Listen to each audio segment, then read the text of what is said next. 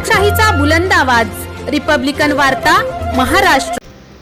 30 April रोजी येणाऱ्या अक्षय तृतीयेनिमित्त या मुहूर्तावर अनेक विवाह होत असतात, परंतु त्या निमित्ताने बालविवाह होण्याची दाट शक्यता नाकारता येत नाही।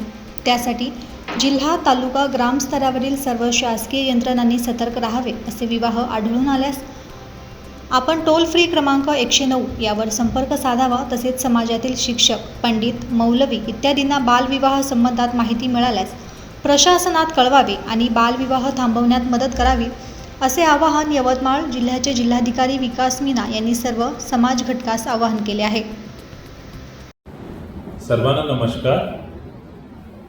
आपल्याला माहिती आहे उद्या अक्षय तृतीया आहे आणि त्या दिवशी आपल्या जिल्ह्यामध्ये विवाहाचे प्रमाण जास्त असतात, पण ह्या दिवसाला बालविवाह होणार नाही त्या संदर्भात आपले सगळे नागरिकांना एक मोठी मोहीम त्या दिवशी घ्यायची आहे। जर कोणत्याही ठिकाणी आपल्याला बालविवाह दिसून आला, बालविवाह म्हणजे 18 वर्षाचे कमी वयाची मुलगी किंवा 21 वर्षाचे कमी वयाचा मुलगा जर त्याचे लग्न आपल्या निर्देशनात आले, तो माझी सगळे लोकांना विनंती आहे की त्याच्या संदर्भात 1098 संपर्क क्रमांक आहे, त्यावर संपर्क करावा।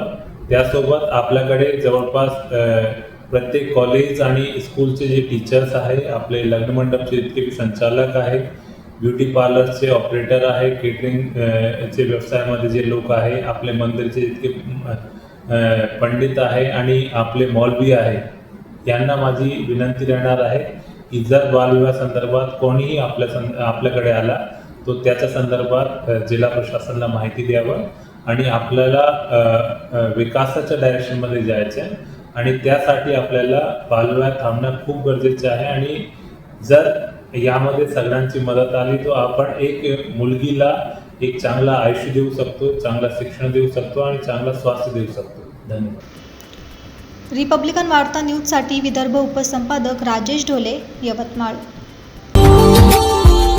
Subscribe now and press the bell icon.